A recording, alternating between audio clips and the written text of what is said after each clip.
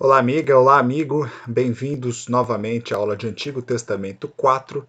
E nesta aula nós vamos abordar justamente a questão do Messias no livro de Isaías.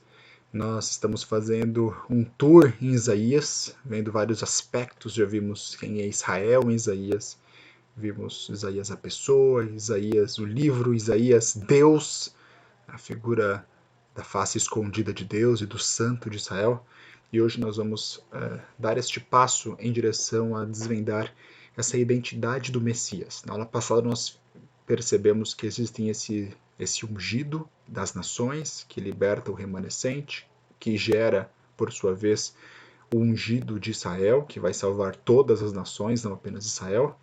E nós vimos que Daniel 9, ele brinca com esses conceitos, né? De Ciro, no começo do capítulo 9, final das 70 anos, Jeremias capítulo 25, e no final de Daniel capítulo 9, nós temos as 70 semanas, que dão 490 anos, que vão levar justamente para o ungido, para o Messias, o ungido de Israel, que iria trazer o perdão, o fim do sacrifício, ele iria trazer a restauração de Israel.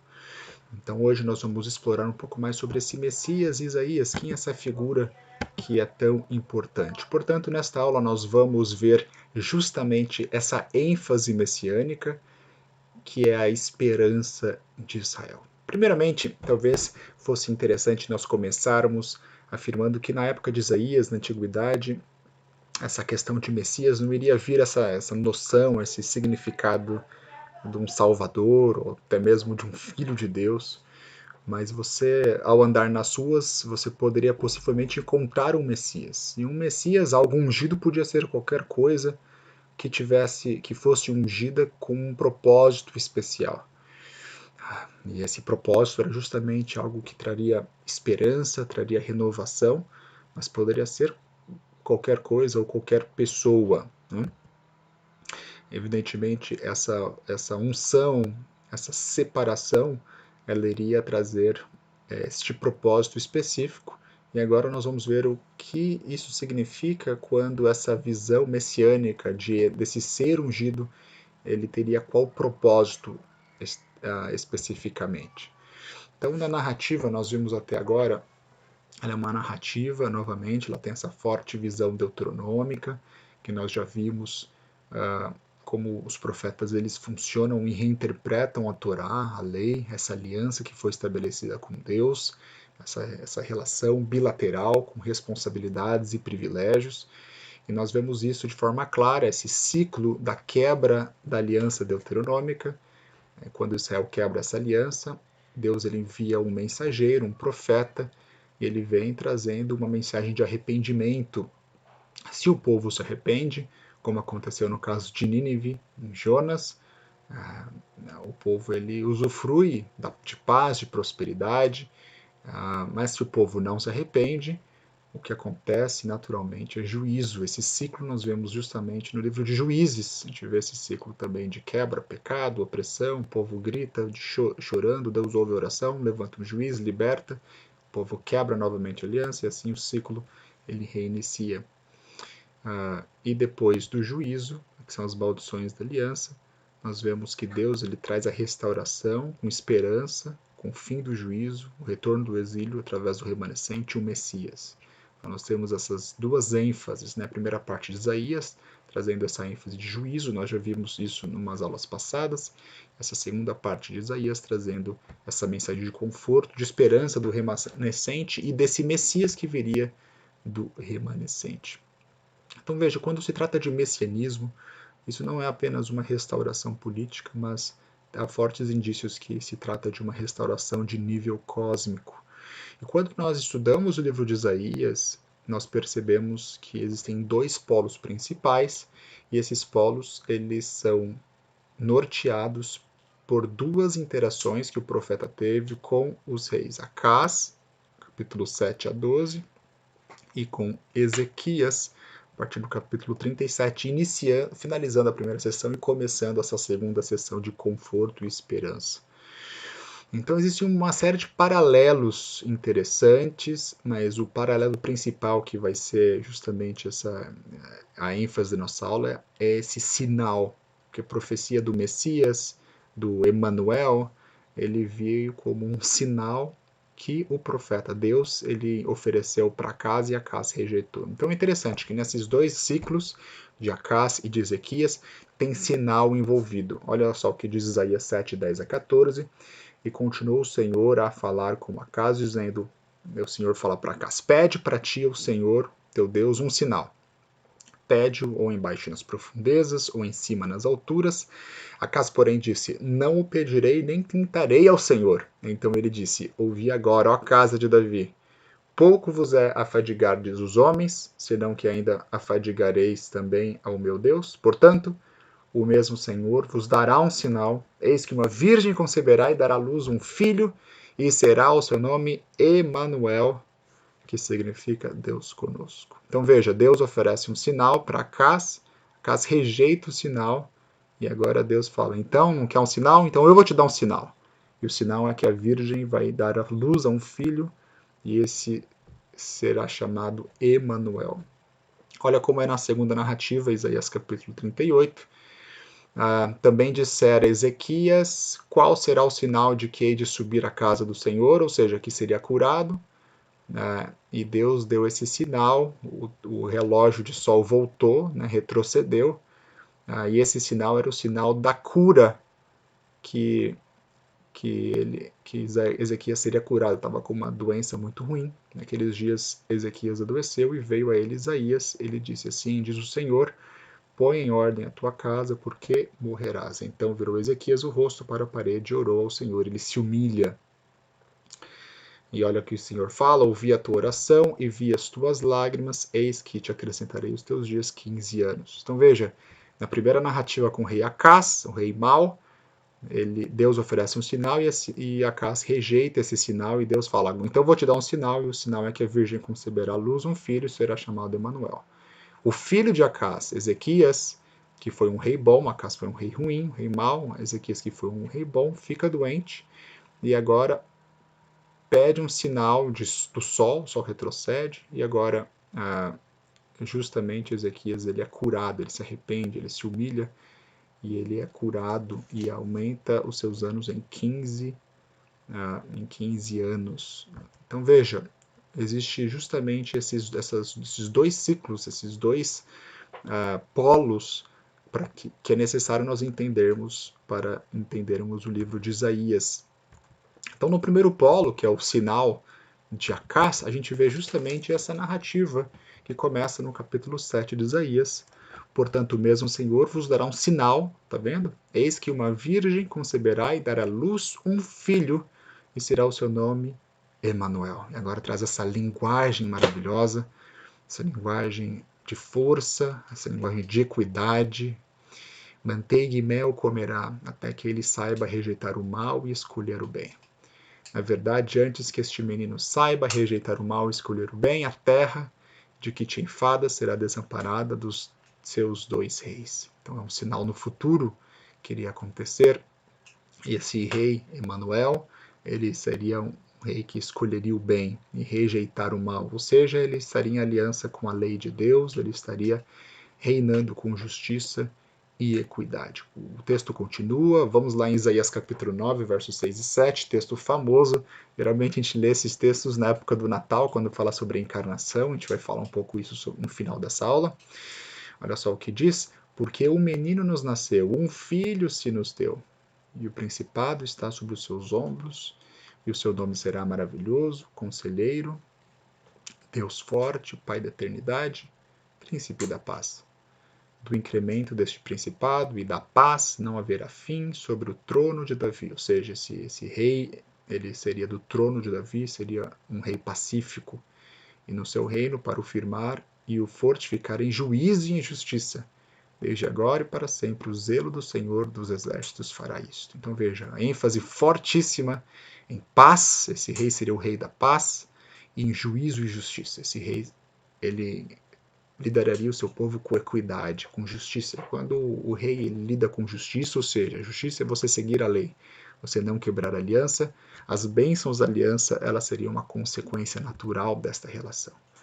E agora em Isaías capítulo 11, versos 1 a 5, nós temos justamente essa imagem fenomenal que nós vimos na aula passada, do renovo, do tronco de Jessé, a ideia do remanescente, porque brotará um rebento do tronco de Jessé, e das suas raízes um renovo frutificará, e repousará sobre ele o Espírito do Senhor, e o Espírito de sabedoria e de inteligência. Está repetindo, repousará o Espírito do Senhor, o Espírito de sabedoria e de inteligência, o Espírito de conselho e de fortaleza, o Espírito de conhecimento e de temor do Senhor. Então essa bênção, essa bênção multiplicada por 7 vezes esse empoderamento do Espírito, ou seja, a totalidade, ele deveria ter tudo isto, né? Sabedoria, inteligência, conselho, fortaleza, conhecimento e o temor. Em outras palavras, seria um rei segundo o coração de Deus. Um rei. E deleitar-se-á no temor do Senhor, e não julgará segundo a vista dos seus olhos, nem repreenderá segundo o ouvir dos seus ouvidos, mas julgará, ênfase em justiça, com justiça os pobres, e repreenderá com equidade os mansos da terra, e ferirá a terra com a vara de sua boca e com o sopro dos seus lábios. Linguagem forte, pense em Daniel 7, o filho do homem ali, que ele luta com a espada que sai da sua boca, né? Com o sopro dos seus lábios matará o ímpio, ou seja, a arma desse indivíduo é a sua palavra, e a justiça será o cinto dos seus lombos, e a verdade o cinto de seus rins. Lindíssimo, lindíssimo, lindíssimo. Como é que Deus governa? Deus governa com sua palavra, Deus governa com justiça, Deus governa com verdade. Quais são as nossas armas? São as mesmas armas de Deus. Não é por força nem por violência que a gente ganha as batalhas espirituais. A gente ganha com justiça. Quão importante é esse conceito? A justiça. Nós fazermos o que é correto. A lei de Deus é esse parâmetro de justiça. Você lembra que a governabilidade divina é esse conceito amplo. Depois nós temos essa justiça de Deus, a lei de Deus. Depois nós temos os mandamentos de Deus. A gente tem que subir essa cadeira da abstração. E Deus, ele governa com a sua justiça. Se é importante para Deus, a justiça deve ser importante para nós também. Essa justiça em favor dos pobres, dos menos favorecidos. Deus governa com sua verdade também. Essa verdade em contraste com o erro, em contraste com a mentira, em contraste com a falta de integridade. Deus governa com a verdade. Quão importante seria se fôssemos mais verdadeiros. E Deus, ele governa e ele tem tudo isso através do empoderamento do Espírito do Senhor. Então veja, o Espírito do Senhor, ele traz isso. Quando Jesus entra na sinagoga, em Lucas 4, ele fala que o Espírito do Senhor caiu sobre mim, me ungiu. Interessantíssimo ver como evidentemente ele está citando Isaías, a segunda sessão, 42, se não me engano, né? E agora nós vamos justamente ver que essas ideias principais do messianismo vão se convergir novamente. E logo na sequência de Isaías capítulo 11, versos 1 a 5, nós temos o clássico que todos nós já vimos quando éramos pequenos, algumas ilustrações da figura do lobo junto com o cordeiro, ou seja, esse reino de paz e uma criancinha carregando esses animais ferozes para algum lugar. Isaías capítulo 11, versos 6 a 10 diz: E morará o lobo com o cordeiro, e o leopardo com o cabrito se deitará, e o bezerro e o filho de leão, e a ovelha viverão juntos, e um menino pequeno os guiará. Então veja esse momento de paz, de restauração. A vaca e a ursa passarão juntas. O vegetarianismo, né?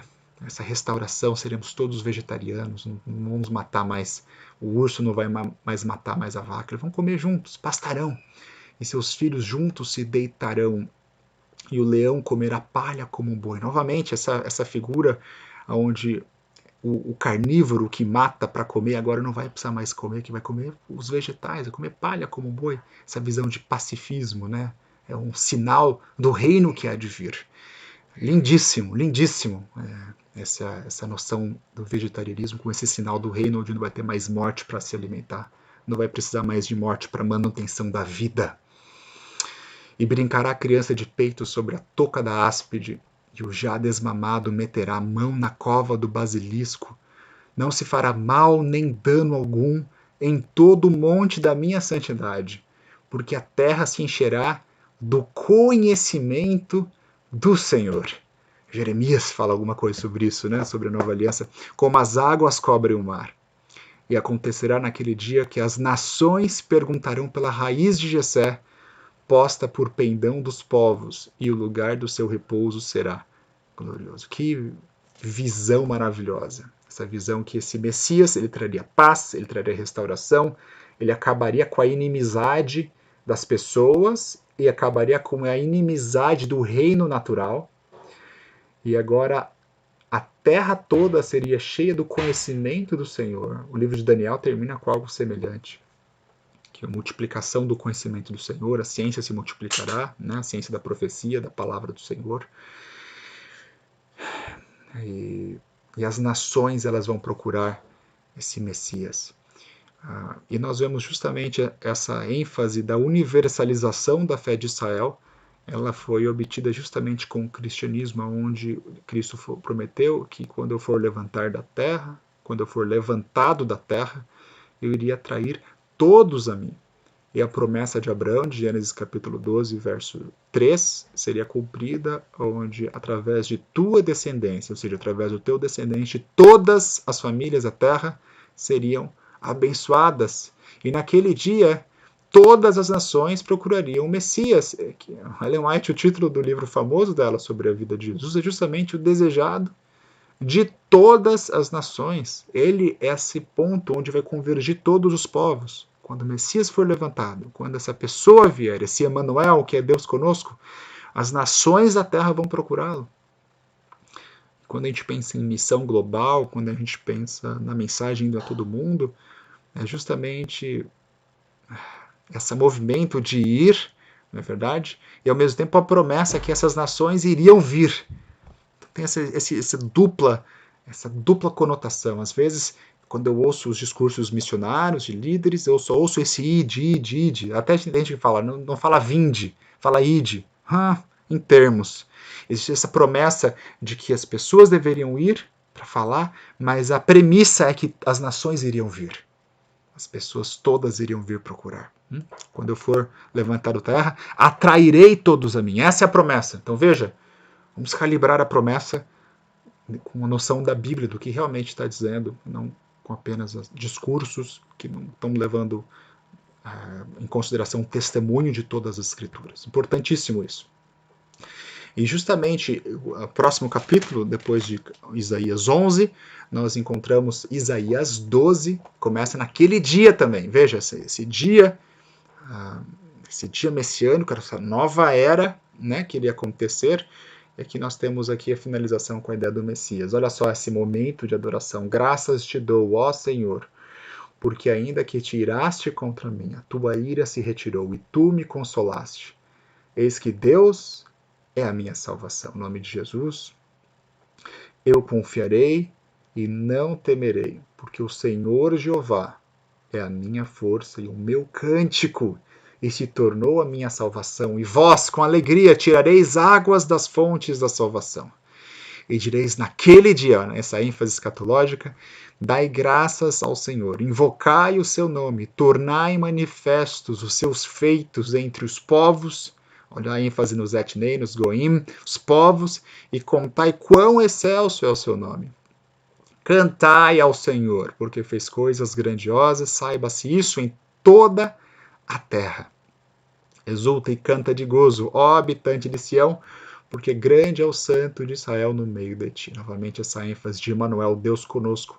O santo de Israel agora está no nosso meio.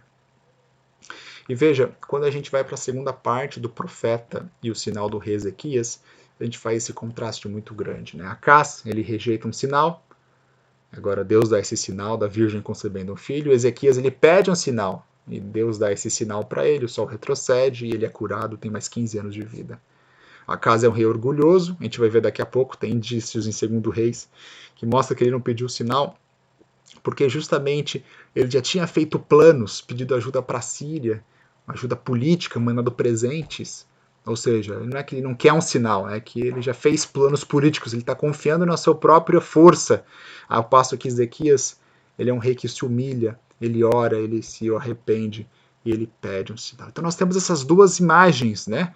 Na primeira parte do livro, nós temos esse sinal messiânico, é o Emanuel, esse Deus conosco, a imagem de vida, nascimento, a virgem vai conceber um filho, imagem de vida, e no segundo sinal nós vemos essa segunda sessão do servo sofredor, para o final de Isaías 40 em diante, que é o sinal associado à morte. É um servo que sofre, é um servo que padece, é um servo que leva as enfermidades de nós sobre ele, é um servo que é moído pelas nossas transgressões, é um servo que recebe um castigo que nos traz a paz.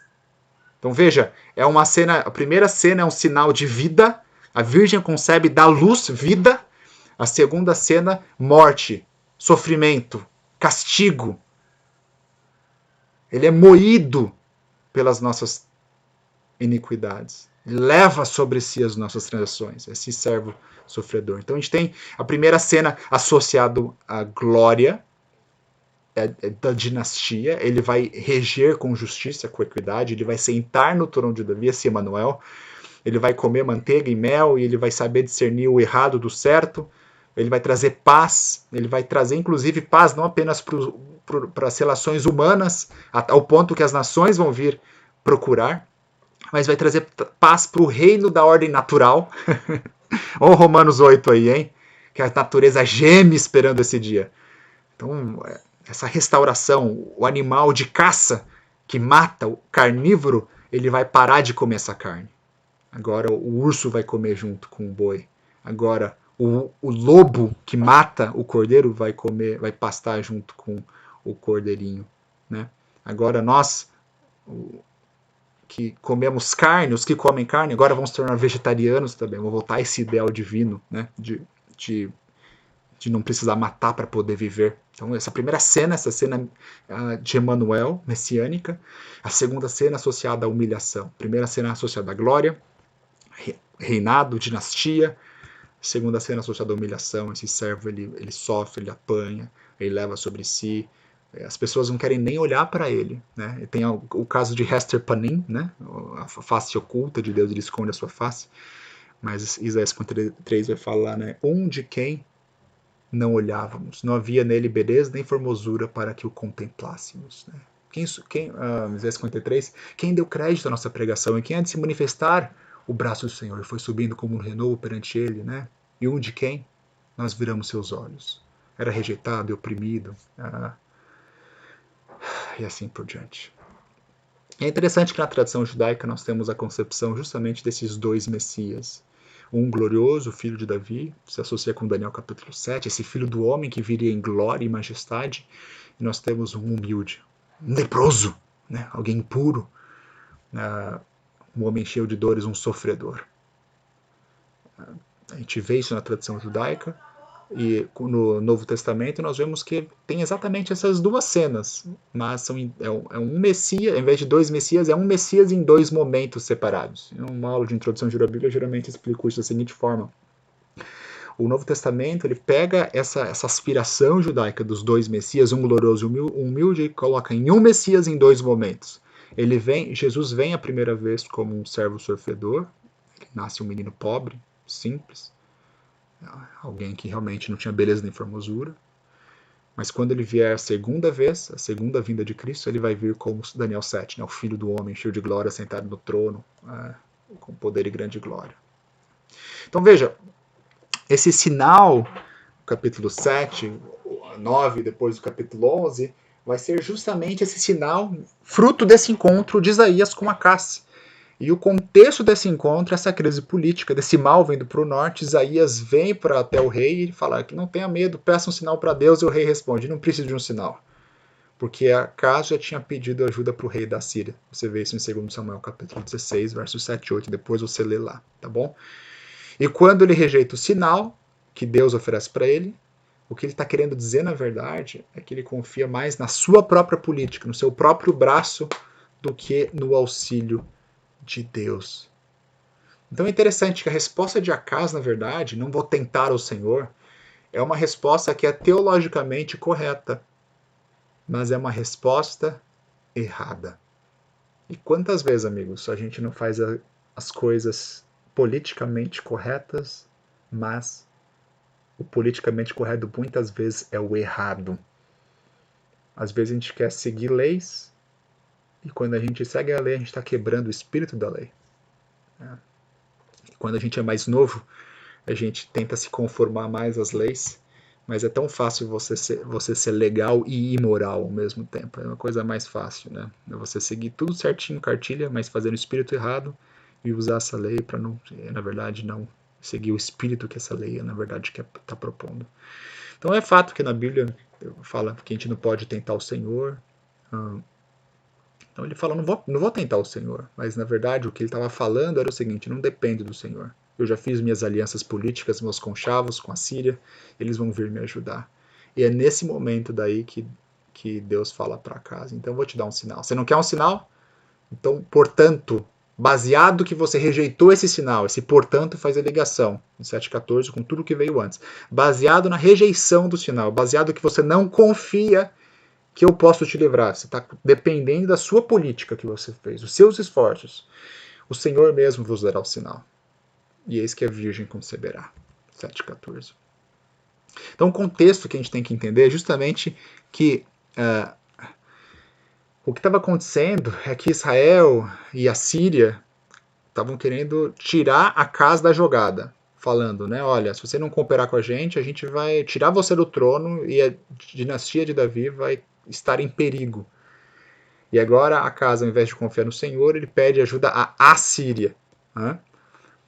E ao pedir ajuda para a Síria, ele está dependendo dos seus próprios esforços políticos e não no braço forte do Senhor. Mas o que está em jogo aqui, e aqui esse sinal de Deus para casa, é justamente que, olha, a sua dinastia, o sinal dessa virgem concebendo um filho, esse filho do arrebento de Jessé, é um sinal que a dinastia de Davi, a promessa que eu fiz para Davi, ela vai ser levada a cabo. Mas a pergunta que você tem que se fazer quando você lê a virgem tendo um filho, conceberá um filho, a pergunta é quem é essa mulher? Afinal de contas, é a mulher do profeta, a mulher de Acás? O que significa essa virgem ou mulher jovem, como algumas tradições elas fazem? Nas tradições, por exemplo, do rei James, a gente vê que essa tradição ela chama de virgem. São tradições feitas por cristãos, né? Por tradutores cristãos. Na minha tradução de Almeida, por exemplo, está dizendo justamente que a virgem, né? A virgem conceberá. Essa virgem conceberá. Pede o Senhor um sinal, acaso ouvir aqui, portanto o Senhor mesmo dará um sinal que a virgem conceberá. Mas algumas traduções, por exemplo, da JPS, né, da Jewish Publication Society, JPS, né, vai ter justamente uma mulher jovem conceberá. A pergunta que você tem que fazer é quem é essa mulher? E a pergunta que você tem que fazer é que criança é essa? Filho de quem é essa criança? Né? E aqui a gente entra em um argumento linguístico para a gente conseguir entender quem é essa virgem que concebe. E nós temos duas palavras aqui em hebraico, a palavra alma, que significa virgem ou mulher jovem, e uma palavra técnica para virgem betulá. Então olha como os judeus eles rejeitam o messianismo apontando, porque o Novo Testamento utiliza esse texto justamente para apontar que a virgem conceberá um filho, será chamado Jesus, Emmanuel, Deus conosco, quando Maria recebe essa visita do anjo falando que ela teria o filho e o seu filho seria o salvador do mundo, né? Então, alguma reação contrária a essa leitura messiânica de Isaías correlacionando com Jesus é justamente que existia uma palavra técnica para virgem, que é uma palavra técnica para uma mulher que não foi tocada por homem, chamado betulá. E essa palavra em hebraico alma, que é utilizada aqui em Isaías 7, é uma palavra que pode significar tanto virgem quanto mulher jovem. Então veja, nessa raciocínio, intérpretes que não aceitam o Novo Testamento como sendo o cumprimento desse sinal de Acás, argumenta que poderia ter usado o betulá, mas usar o má, portanto gerando ambiguidade, portanto a tradução da Septuaginta, Partenose, etc., seria uma interpretação já forçando o significado do próprio texto. Mas o Jacques Ducrot faz umas observações interessantes, que betulá nem sempre é usado de forma para uma virgem. Então betulá aparece 51 vezes na Bíblia hebraica, e apenas 3 vezes significa realmente uma virgem, uma mulher que não conheceu o homem. A gente vê isso em Levíticos 21, 13, Deuteronômio 22, 19 e Ezequiel 44, 22. E é interessante que quando a gente sai da literatura bíblica, por exemplo, na literatura ugarítica, escrito em cuneiforme, mas muito próximo do hebraico bíblico, a gente tem, por exemplo, Betulá sendo aplicado para a deusa Anat, que faz sexo, participa de orgias, essa deusa, e mesmo assim ela é chamada de Betulá. Então veja, não faz sentido você falar que Betulá é uma palavra técnica para designar uma completa virgem, senão Anat, que participa de orgias, ela não poderia ser chamada de Betulá. E Alma, em contrapartida, ela se refere justamente com uma mulher jovem que nunca se casou, uma mulher que não foi tocada por um homem na sua grande maioria. Na Bíblia, todas as vezes isso se refere a uma mulher jovem que nunca se casou, nunca foi tocada. Fora da Bíblia pode ter uma semântica um pouco maior. Mas no contexto específico de Isaías, a palavra Betulá, quando é utilizada, ela tem um significado corporativo. Então, por exemplo, a gente vê em Isaías capítulo 23, 12, quando a gente vai em Isaías 23, 12, a gente vê justamente o significado corporativo apontando para Israel. Então, olha só o que diz. E disse, nunca mais exultarás, ó oprimida virgem, filha de Sidom. Levanta-te, passa a Chipre, mas ainda ali não terás descanso. Olha só, 37, 22.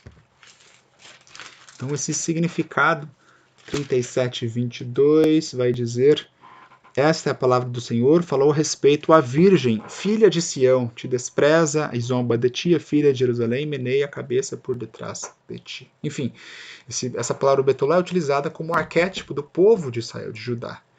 E talvez Isaías, sabendo disso, utiliza a palavra Alma com um outro significado para apontar essa virgem. E olha só o que diz uma mitologia da literatura ugarítica também, bem parecida com o que a gente encontra em Isaías capítulo 7. Uma virgem, Betulá, conceberá, e uma jovem menina, Alma, terá um filho. Você consegue ver o paralelismo aqui? Uma virgem, em paralelo com uma jovem menina, Alma com Betulá, conceberá, terá um filho. Então veja, nessa mitologia conhecida no período de Isaías, talvez Isaías conhecesse esse mito ou não, a gente não sabe, mas o fato é que está correlacionando Betulá com Alma de uma forma sinônima, em paralelo. E tem o outro argumento da lógica, que essa mulher não poderia ser essa mulher, essa virgem, essa menina, não poderia ser apenas uma menina, porque senão não seria um sinal miraculoso de Deus. Mas só pode ser um sinal miraculoso de Deus se realmente uma virgem concebesse um filho. Porque se fosse uma menina, toda menina concebe filho. Então que sinal seria esse? Então é apenas algo lógico. Quando você compara o sinal de Ezequias, foi um sinal miraculoso também.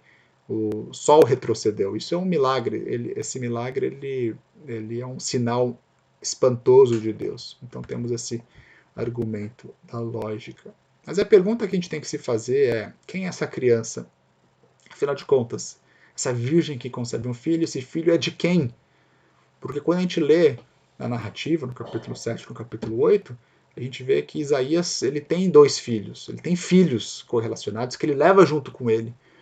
E será que esses filhos então seriam filhos do profeta Isaías? Ou será que esse filho dessa virgem seria um filho do rei? Então a gente tem que pensar, afinal de contas, esse Emanuel, ele é filho de quem? Ele tem esse nome, Deus conosco, mas o que significa isso? E aqui nós temos que fazer um comentário justamente sobre esses nomes teofóricos, que são nomes que carregam um nome de Deus dentro, que mostram a presença de Deus. E aqui nós vemos que existe um significado que é um significado profético. Emanuel, Deus está conosco, ou Deus conosco, ele aponta que a presença do Senhor estaria no futuro nesse meio do povo. Então veja, olha qual que é a lógica que está acontecendo. Emanuel, Deus conosco. Emanuel, ele vai proteger a dinastia de Davi. Acás é da linhagem de Davi, ele é rei de Judá. E agora a dinastia de Davi está em xeque. Por quê? Porque ele está num conflito bélico, um conflito militar. E agora Deus aparece para Acás e fala: Acás, No futuro, a virgem conceberá e terá um filho que sentará no trono, ou seja, será um rei davídico. E o fato de no futuro ter um rei davídico, ou seja, a dinastia de Davi estará protegida, e isso traz segurança para você no presente. Então é um sinal no futuro que traz segurança no presente. Agora, este filho dessa virgem não pode ser filho do profeta, porque quando você compara o nome dos filhos de Isaías, o nome dos filhos de Isaías, eles têm um contexto bélico, histórico, horizontal.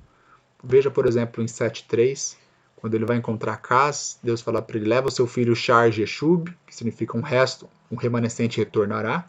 Então ele repreende o rei e o filho, imagina o profeta indo com o molequinho do lado, né? Shar-Jeshub, vamos junto, vamos encontrar o rei. E o nome do menino já é um nome de esperança que vai ter resto. Né? E o outro filho, em 8:3, significa rápido, despojo, presa, seguro. Em outras palavras, o juízo vai vir e vai vir forte. Então veja, os filhos de Jeremias têm significado horizontal, conflito bélico, mas o filho dessa virgem tem um significado cósmico, Deus conosco. Este filho não pode ser do rei também, porque lembra que Acaz rejeita a ajuda de Deus, ele rejeita o sinal. E agora, porque Acaz rejeitou o sinal, agora Deus ele vai trazer essa esperança através desse filho, que seria um rei davídico, sem a ajuda do rei. Na verdade, essa virgem não vai ter ajuda de nenhum homem. Então é um exagero, uma hipérbole, né? Porque o rei, que é um homem, rejeitou o sinal de preservar a dinastia davídica no trono, estava sendo atacado pelos inimigos, e agora essa mulher ela vai ter vai dar luz para a linhagem davídica, sem a ajuda do rei, porque o rei rejeitou o sinal, e na verdade sem a ajuda de nenhum homem, mostrando que é realmente uma intervenção divina. E não é o filho de Ezequias também, porque quando Isaías vai encontrar com Acaz em Isaías 7, Ezequias possivelmente era só um garoto. Então veja o nome das crianças: filho 1 de Isaías, o resto vai voltar, filho 2 de Isaías, Maer Salar Hasbaz, rápido despojo presa segura, aponta para essa situação de guerra. E é interessante que o pai é identificado, mas quando a gente fala da filho da virgem, Isaías capítulo 7, 14 em diante, o nome é Emanuel, o nome, essa pessoa é divina, um nome divino, e o pai não é identificado. Só fala que a virgem conceberá e não fala em nenhum momento quem é o pai dessa virgem, o pai dessa mulher. E isso, na concepção, civilização bíblica, sempre se identifica o filho pelo nome do pai e nunca pelo nome da mãe. Então isso já é super incomum. Isso apenas faz um contraste ainda mais forte, que essa criança, Emanuel, ela é uma criança diferente. Não é o filho do profeta, não é o filho do rei. É realmente algo que vai acontecer no futuro. Então olha só a estrutura literária de Isaías 7. E aqui fica um ponto interessante que isso fortalece ainda mais uma leitura do Novo Testamento e do Antigo Testamento. Porque no começo do capítulo 7, Deus fala para Acaz na segunda pessoa do masculino singular. Ele leva o seu filho Sear-Jeshub, ele mostra as ameaças e o livramento dos reis. Então esse é o começo de 7 até o verso 12 praticamente. E daí em Isaías, quando Deus fala sobre a profecia de Emanuel, Deus de repente não fala mais para Acaz na segunda pessoa do singular, mas Deus vai falar agora para a casa de Israel. Isso a gente vai ver justamente no verso 13 em diante. No verso 13 vai falar: então disse o profeta, ouvi agora, ó casa de Davi. E agora vai falar na segunda pessoa do masculino no plural. Ele também tem uma criança, um filho, né, mas esse filho é o Emanuel, ele vai trazer a restauração de Israel. E depois, no final do capítulo 7, no começo do capítulo 8, ele tem um encontro com Acaz novamente, ele leva um outro filho, que ele tem com a profetisa, Maer Shalar Haspaz, do despojo, né?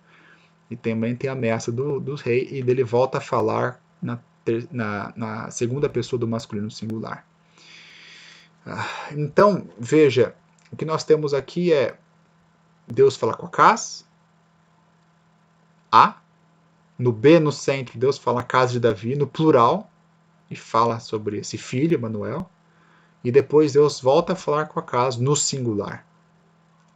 Em outras palavras, A gente tem um discurso de Deus para Acaz, no singular, com o filho, depois Ashub, depois no centro, na ênfase, vai ter um discurso de Deus para a casa de Davi, no plural, com o filho, Emanuel, depois mais um discurso de Deus, no A1, para Acaz, no singular, com o filho, Mar Shalar Has Bas. Então veja, quando o sinal do Emanuel é dado, esse sinal de Emanuel não é dado para Acaz, porque está falando no plural. Mas esse sinal de Emanuel, ele vai ser dado para a casa de Davi. Está no plural. Em outras palavras, porque Acaz já não ouve a palavra de Deus, ele rejeita o sinal, agora esse sinal vai ser para a casa de Davi, para Israel.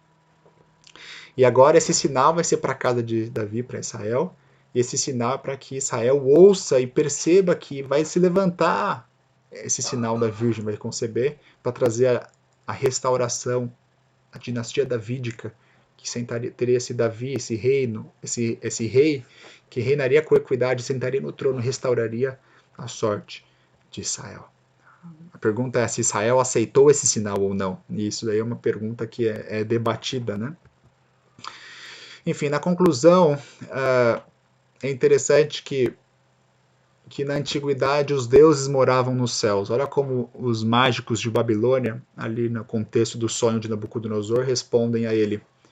Porque a coisa que o rei requer é difícil, e ninguém há que a possa declarar diante do rei, senão os deuses cuja morada não é com os homens. Então veja, no mundo antigo a noção de Deus era sempre que Deus morava nos céus. Mas isso distingue essa visão bíblica de divindade, onde Deus, ele ao mesmo tempo é o Deus que mora nos céus, mas é um Deus que encarna em nosso mundo e vive conosco. Ele é o Pai nosso próximo, e ao mesmo tempo ele está nos céus. É o Deus transcendente e é o Deus imanente. E esse Deus que se encarna é justamente a nota tônica na visão de quem Deus é na Bíblia. Interessante que Deus poderia ter se encarnado como um adulto, mas ele escolhe ser uma criança. Deus poderia ter se encarnado em uma família rica, mas ele escolhe ter o rosto de um menino de uma família pobre. Talvez se Jesus fosse encarnado hoje, a gente não ia nem visitá-lo. Ele seria um menino de uma dessas comunidades, sem beleza, sem formosura, uma pessoa que tecnicamente ninguém teria acesso, uma pessoa que estaria sempre nas margens, uma pessoa que não teria educação formal, que não teria endereço físico, que não teria ido para a escola, a não ser a escola de sua própria mãe. Enfim, uma pessoa que, aos nossos olhos, as nossas definições de poder, não teria poder nenhum. Porque nossas definições de poder são militar, influência, dinheiro, produção. E Jesus não teve nada disso. Mas ele veio para mostrar que o seu poder é de uma outra natureza. Ele tem o poder de uma outra natureza, ele se sacrifica. E ao sacrificar-se, ele gera vida. E esse nascimento supernatural deste Emanuel que nasce, que se encarna, a gente vê um tema que corre por toda a Bíblia, onde agora, assim como a virgem, que tecnicamente não poderia dar à luz porque é virgem e agora dá luz, a gente vai ver na Bíblia mulheres que tecnicamente não poderiam dar à luz, mas mesmo assim dão à luz. E esse nascimento supernatural de intervenção divina vai mostrar que vai ser através dessa luz, dessa criança, a restauração de Israel viria. Veja, por exemplo, a questão de Abraão e Sara, eles não têm filhos. O apóstolo Paulo vai falar em Romanos capítulo 4 que o ventre de Sara era tão bom quanto um túmulo, era infértil, e de repente Deus promete um filho, e Sara tem um filho. Com Rebeca, a mesma coisa, o seu ventre está cerrado e de repente ela tem um filho. Ana, 1 Samuel capítulo 1, Ana, mulher de Eucana, sempre chorosa, porque Penina tem filhos, Ana não tem filhos, ela sobe para Siló, ora, o sacerdote Eli pensa que ela está bêbada, e agora o sacerdote Eli fala que aconteça o que você quer para o Senhor, e Ana concebe o Samuel, e Samuel o libertador de Israel. Lé, a mesma coisa, ela não é amada e ela tem filhos. A adúltera Betseba, após esse adultério de Davi, ela perde o filho, depois ela tem um novo filho, Deus ele dá um filho. E Ruth a mesma coisa, Ruth não tem filhos, é estrangeira de Moabe, agora através de Boaz, Ruth tem filho, tem Obed, de Obed nasce Jessé, e de Jessé nasce Davi, a estrangeira de Moab. Em outras palavras, esse nascimento supernatural, fruto de intervenção divina, é a forma de Deus mostrar que Ele está no controle, Ele está guiando, Ele está encarnado, conduzindo a história. E essa encarnação, ela é justamente para mostrar que Deus, na divindade, iria habitar fisicamente com um homem em particular, com Emanuel. Para os gregos, isso é um escândalo, porque para os gregos o espírito está diferente da carne, é separado. Esse mundo do espírito é diferente do mundo da realidade. Mas aqui na encarnação a gente vê que Deus ele se faz presente, ele se faz carne, ele se torna homem. E a mesma lógica da encarnação é para a palavra de Deus. A Bíblia que você tem nas suas mãos é a palavra de Deus, se faz carne, ela fala com a gente na nossa linguagem. O Shekinah que está em nosso meio, né, cobrindo a presença de Deus, mas mostrando, direcionando o caminho da história. E aqui talvez nós devemos pontuar um aspecto cristológico, que foi um dos erros graves do cristianismo, onde afirmava-se que Jesus é Deus. Mas essa daí é a movimentação teológica contrária, equivocada. O que a Bíblia diz não é que Jesus é Deus. Preste atenção. O homem, ele nunca se torna Deus. O único homem que tentou se tornar Deus, a única criatura que se tornar Deus, a gente vê isso justamente Lúcifer, né? Ele subiu aos céus, né? Tentou se fazer como um Deus. Né? Então a gente vê que a natureza da encarnação não é o homem tentar tornar-se Deus, mas Filipenses 2 vai apontar isso. Mas o ponto é que justamente é Deus que se faz homem.